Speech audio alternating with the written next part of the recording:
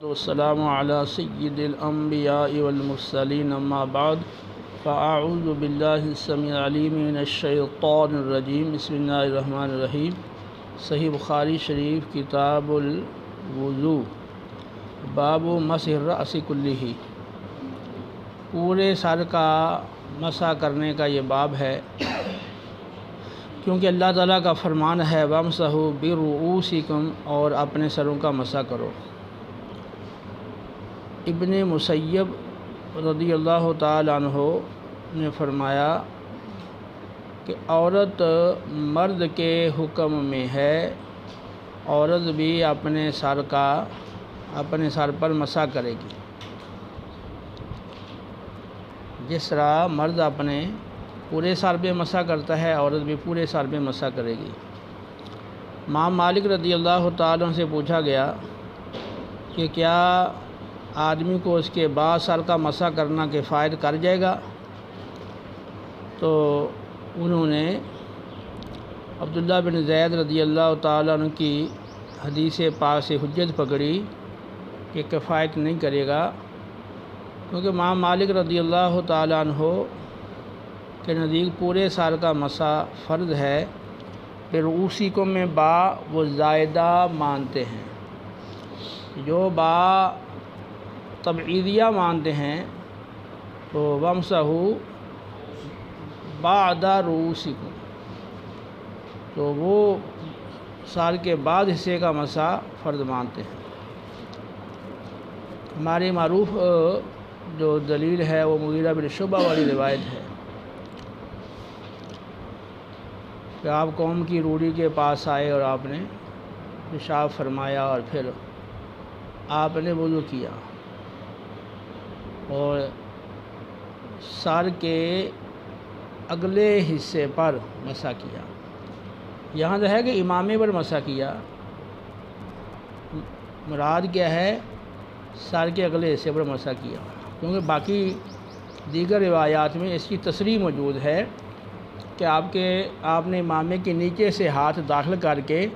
سر کے بعد حصے کا مسح فرمایا۔ امام طحاوی رحمہ نے ان روایات کو نقل فرمایا ہے، ابو داؤد میں دیگر میں وہ روایات موجود ہیں۔ تو عمر بن یحییٰ مازنی اپنے باپ یحییٰ مازنی سے روایت کرتے ہیں کہ ایک شخص نے عبداللہ بن زید سے کہا، اور وہ عمر بن یحییٰ کے دادا ہیں، کہ کیا آپ مجھے دکھا سکتے ہیں کہ رسول اللہ صلی اللہ علیہ وسلم کس طرح وضو فرمایا کرتے تھے؟ عبداللہ بن زید نے کہا کہ ہاں بالکل، میں آپ کو رسول اللہ صلی اللہ علیہ وسلم کے وضو کی کیفیت اور اس کا طریقہ میں بتا سکتا ہوں اور دکھا سکتا ہوں۔ تو انہوں نے پانی منگوایا اور اپنے ہاتھ پہ ڈالا اور اپنے ہاتھ کو 2 بار دھویا، پھر آپ نے کلی فرمائی اور آپ نے ناک کو صاف کیا 3 بار، یعنی پانی استنشاق 3 بار پانی ناک میں ڈالا، پھر استنشاق، پھر پانی کو باہر نکالا، ناک صاف کیا، پھر آپ نے اپنا چہرہ 3 بار دھویا، پھر آپ نے دونوں ہاتھوں کو 2 بار کنیوں سمیت دھویا، پھر آپ نے اپنے ہاتھوں کے ساتھ اپنے سر کا مسح فرمایا۔ تو فَأَقْبَلَ بِهِمَا وَأَدْبَرَ، تو اقبال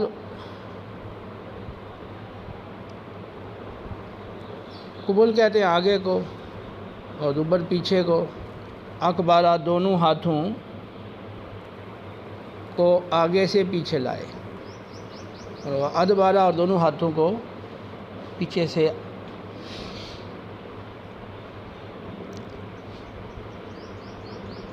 آگے سے پیچھے لائے۔ تو چونکہ واو ہے عاطفہ، اور بعض روایات میں تصریح ہے کہ آپ نے مسح کیا تو دونوں ہاتھوں کو سر کے اگلے حصے سے پیشانی کے قریب سے گدی تک لائے اور پھر گدی سے واپس سال کے اگلے حصے تک لے کر آئے۔ تو یہاں تقدیم و تاخیر ہے، اور واو چونکہ مطلقاً جمع کے لیے آتی ہے، اس لیے مفہوم یہی ہوگا کہ آپ اپنے دونوں ہاتھوں کو آگے سے گدی کی طرف لے کر آئے اور پھر پیچھے سے ان کو آگے کی طرف ہاتھوں کو لائے، اور بادہ مقدم راسی ہی آپ نے اپنے سر کے اگلے حصے کا مسح فرمایا، حتیٰ ذہب بہما، یہاں تک کہ دونوں ہاتھوں کو آپ گدی تک لے گئے، ثم ردہما، پھر دونوں کو اس جگہ پر واپس لائے جہاں سے انہوں نے ابتدا فرمائی تھی۔ تو فاقبل بہما وادبارہ کے بعد انہوں نے بادہ بمقدم راسی، سر کے اگلے حصے سے مسح کی ابتدا فرمائی، اگلے حصے سے شروع کیا یہاں تک کہ کفاہ الی کفاہ، گدی تک لے گئے، اور پھر جس جگہ سے ابتدا فرمائی تھی وہاں پھر دوبارہ ہاتھوں کو واپس لٹا کر لائے۔ تو اس میں مسح رأسہ، اپنے سر کا مسح کیا، یہاں مسح برأسہ وہ با نہیں ہے، تو یہ یہاں سے یہ استدلال کر رہے ہیں کہ با زائدہ ہے، کیونکہ رأسہ میں تو با نہیں ہے، تو آپ نے اپنے سر کا مسح فرمایا،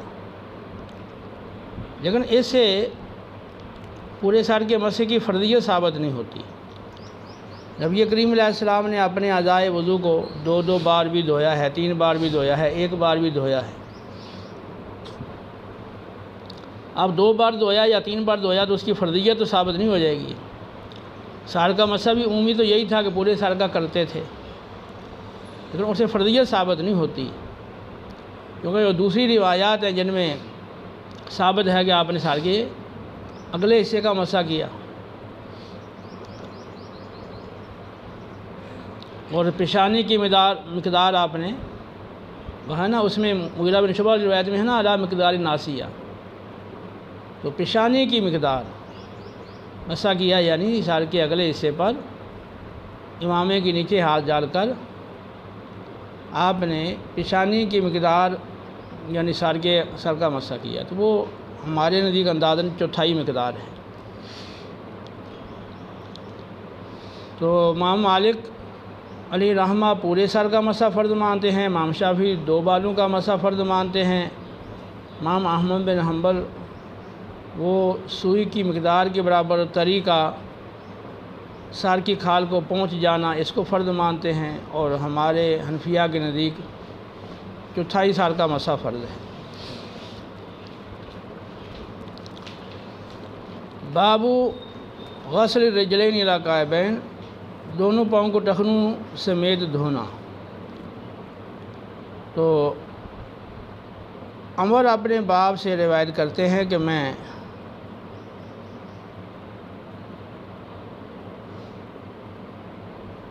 کہتے ہیں کہ میں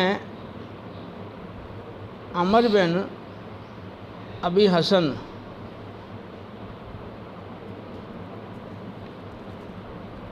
کے پاس موجود تھا، حاضر تھا، تو انہوں نے عبداللہ بن زید سے سوال کیا نبی کریم علیہ السلام کی وضو کے بارے میں۔ ظاہر یہی ہے کہ اس وقت موجود تو نہیں تھے جب سوال کیا گیا عبداللہ بن زید سے، لیکن انہوں نے جو ان سے سنا اس کی حکایت بیان کر رہے ہیں کہ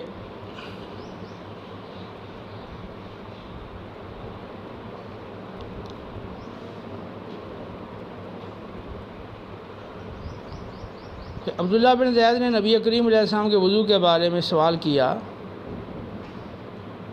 یعنی عبداللہ بن زید سے نبی کریم علیہ السلام کے وضو کی کیفیت پوچھی، تو عبداللہ بن زید رضی اللہ عنہ نے پانی کا ایک برتن یعنی تشت منگوایا، اور آپ نے نبی کریم علیہ السلام کے وضو کی طرح وضو فرمایا۔ آپ نے اپنے ہاتھوں کو برتن پر جھکایا یا اپنے ہاتھوں پر برتن کو جھکایا، اور آپ نے دونوں ہاتھوں کو 3 بار دھویا، پھر اپنا ہاتھ برتن میں تشت میں داخل کیا اور کلی فرمائی، اور ناک میں پانی چڑھایا 3 بار اور ناک کو صاف کیا، پھر آپ نے اپنے ہاتھ کو پانی میں داخل کیا، اپنا چہرہ 3 بار دھویا، پھر اپنا ہاتھ دھویا، پھر دونوں ہاتھ کنویں سمیت دھوئے، پھر اپنا ہاتھ داخل کیا اور اپنے سر کا مسح کیا، اور دونوں ہاتھوں کو سر کے اگلے حصے سے گدی تک لے کر آئے، پھر گدی سے واپس سر کے اگلے حصے تک لے کر آئے، مرۃ واحدہ، ایک ہی بار آپ نے یہ مسح کیا۔ پھر آپ نے اپنے دونوں پاؤں ٹخنوں سمیت دھوئے۔ تو اس میں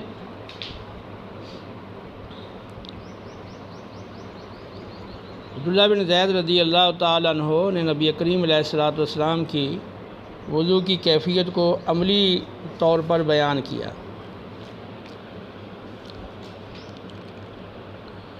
تو عملی طریقے سے بات زیادہ سمجھ میں آتی ہے اور زیادہ ذہن نشین ہو جاتی ہے، اس کا یاد رکھنا بھی آسان اور سہل ہو جاتا ہے۔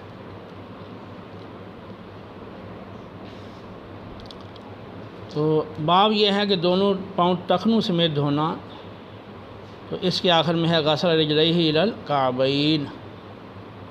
کہ دونوں پاؤں ٹخنوں سمیت دھوئے۔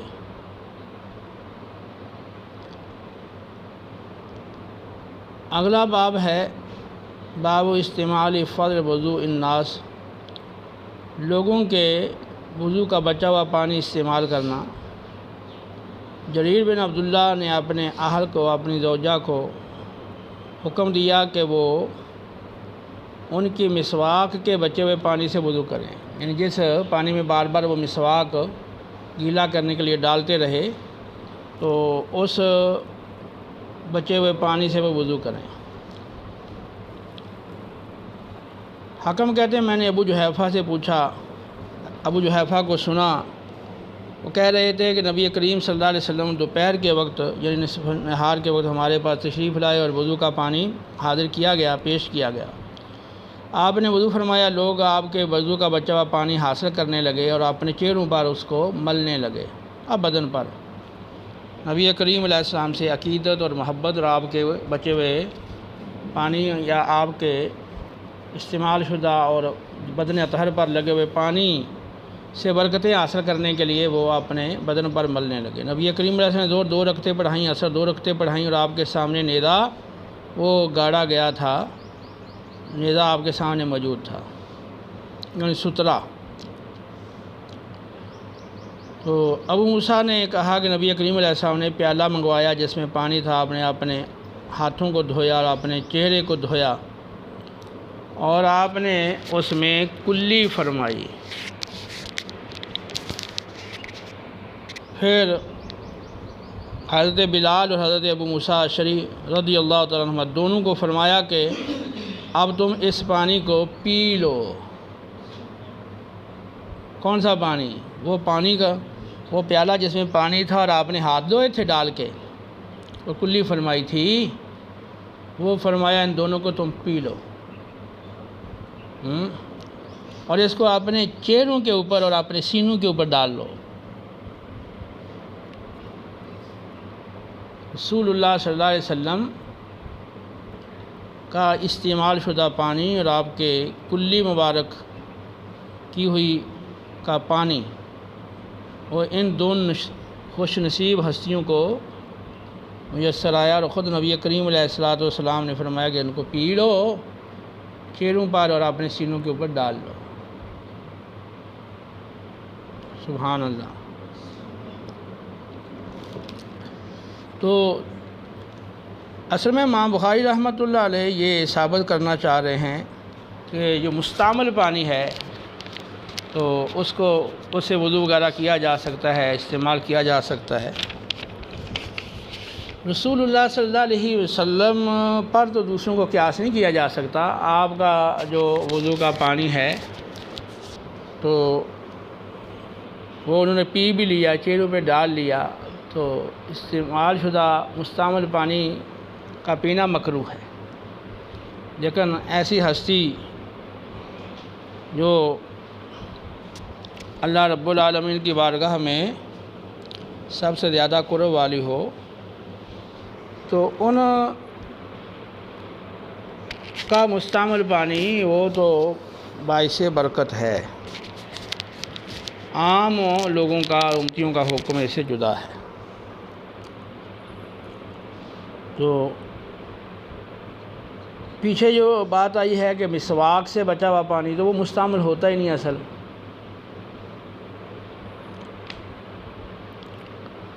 اگلی روایت میں ہے محمود بن ربیع رضی اللہ عنہ، انہوں نے خبر دی، اور وہی محمود بن ربیع ہیں کہ رسول اللہ صلی اللہ علیہ وسلم نے جن کے چہرے میں کلی فرمائی تھی، اور وہ لڑکے تھے، اور وہ پانی بھی جو کلی کا تھا ان کے کنویں سے لیا گیا تھا۔ تو پیچھے بھی روایت گزری ہے، محمود بن ربیع رضی اللہ عنہ بچے تھے نا ابھی، تو نبی کریم علیہ السلام تشریف لائے اور ان کے کنویں سے ڈول پانی کا نکالا گیا، اور اسے آپ نے منہ میں پانی لے کے، پھر وہ بچے تھے خوش طبی کے لیے، ان کے چہرے کے اوپر ایسے کلی فرمائی، پانی کا فوارہ ان کے منہ کے اوپر مارا۔ تو عروہ نے مسور سے اور دیگر سے روایت کیا کہ ان میں سے ہر ایک اپنے ساتھی کی تصدیق کرتا ہے، یعنی عروہ اور مسور دونوں ایک دوسرے کی تصدیق کر رہے ہیں کہ نبی کریم علیہ السلام جب وضو فرماتے تو کادو یکتسلون علی وضوہی، تو قریب ہوتا کہ صحابہ آپس میں وہ لڑ پڑیں اور جنگ کرنے لگیں اور پانی کے حصول کی خاطر۔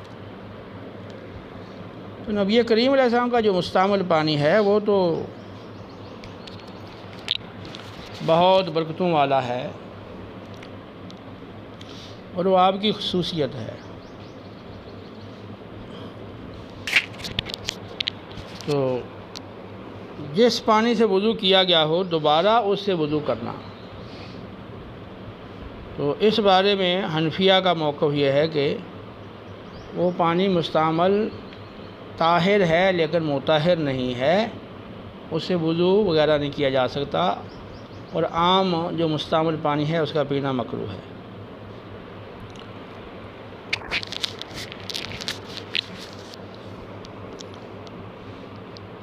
حضرت صاحب بن یزید کہتے ہیں میری خالہ مجھے نبی کریم علیہ السلام کی بارگاہ میں لے گئی، اور انہوں نے عرض کیا یا رسول اللہ یہ میرا بانجا، اس کی تکلیف ہے، اس کو یعنی پاؤں میں تکلیف ہے۔ آپ نے میرے سر پر ہاتھ پھیرا اور میرے لیے برکت کی دعا فرمائی، پھر آپ علیہ الصلوۃ والسلام نے وضو فرمایا، تو میں نے آپ کے وضو کا جو بچا ہوا پانی تھا یا استعمال شدہ جو پانی تھا مستعمل، میں نے وہ پی لیا۔ پھر میں آپ کے پیٹھ کے پیچھے کھڑا ہوا تو میں نے آپ کے دونوں کندھوں کے مابین مہر نبوت دیکھی، مثل ذر الحجلہ، حجرائے عروسی کی گھنڈی کی طرح یا کبوتری کے انڈے کی طرح، دونوں کندھوں کے مابین، اور مہر نبوت تھی۔ اور مہر نبوت کی کیفیات دیکھنے والوں نے اپنے ادراک کے مطابق بیان فرمائی ہے۔ شمائل ترمذی میں متعدد روایات مہر نبوت کی کیفیات کی ایسی نام کا جو چیپٹر ہے اس میں موجود ہے۔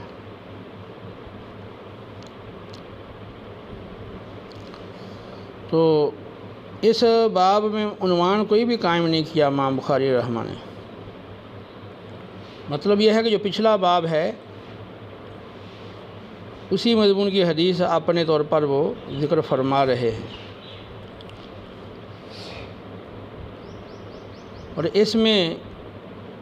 فشربت من وضوئہ، نبی کریم علیہ السلام کے وضو کا بچا ہوا پانی میں نے پیا۔ تو نبی کریم علیہ السلام کے وضو کا بچا ہوا پانی، آپ صلی اللہ علیہ وسلم کا استعمال شدہ پانی، وہ تو اس قدر مطلوب تھا اور صحابہ کو محبوب تھا کہ رحماء بینہم کا مصداق ہونے کے باوجود آپ کے مستعمل پانی کے حصول کے لیے وہ اس طرح جلدی اور ایک دوسرے پر سبقت کی کوشش کرتے تھے کہ یوں محسوس ہوتا کہ جیسے یہ لڑ پڑیں گے۔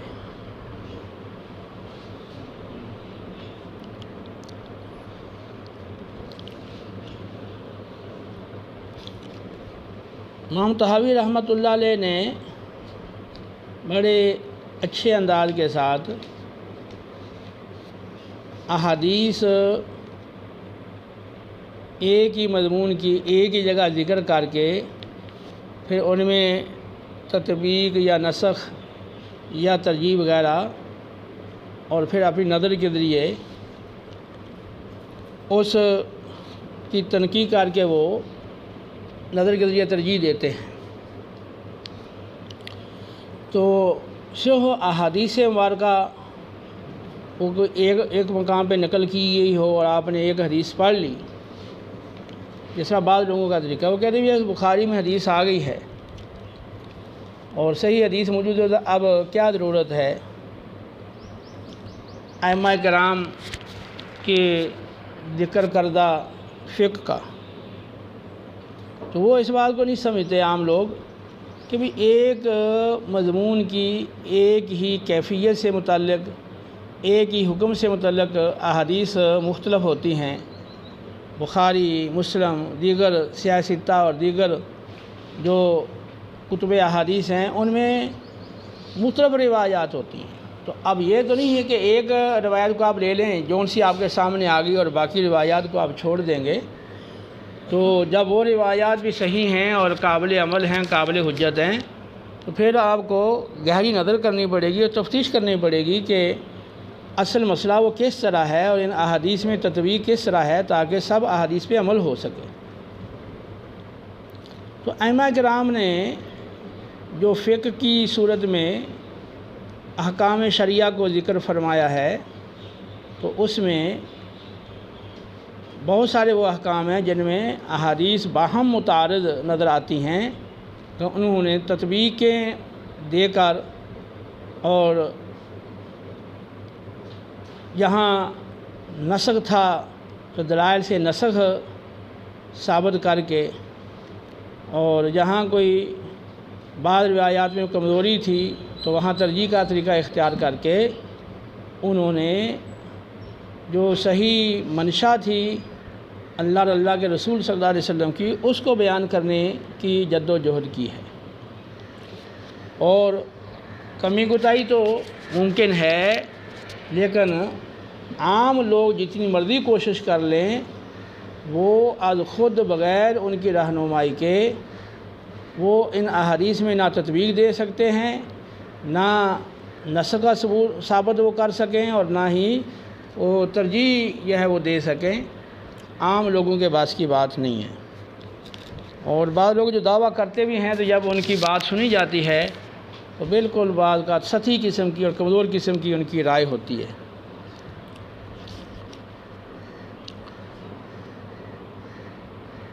عبداللہ بن زید رضی اللہ، اگلا جو باب ہے، باب من مدمدہ واستنشق من غرفۃ واحدہ، جس نے ایک ہی چلو سے کلی بھی کی اور ناک میں پانی بھی ڈالا۔ عبداللہ بن زید سے مروی ہے کہ انہوں نے برتن سے اپنے ہاتھوں پر پانی ڈالا اور دونوں کو دھویا، تو اب آپ نے ثم غسل او مدمدہ، پھر اپنا منہ دھویا یا اپنے کلی کی اور دوبارہ ایک ہی چلو سے کلی کی اور ناک میں پانی ڈالا، یہ 3 بار یہ عمل کیا۔ دونوں ہاتھوں کو کونیوں سمیت دھویا 2 بار، اور پھر مسح برأسہ، اب یہاں دیکھیں برأسہ آ گیا ہے، اپنے سر کا مسح فرمایا، ما اقبل و ما ادبر، اگلے اور پچھلے حصے کا مسح کیا، دونوں پاؤں ٹخنوں سمیت دھوئے، اور اسی طرح فرمایا کہ رسول اللہ علیہ وسلم کا وضو اسی طرح تھا۔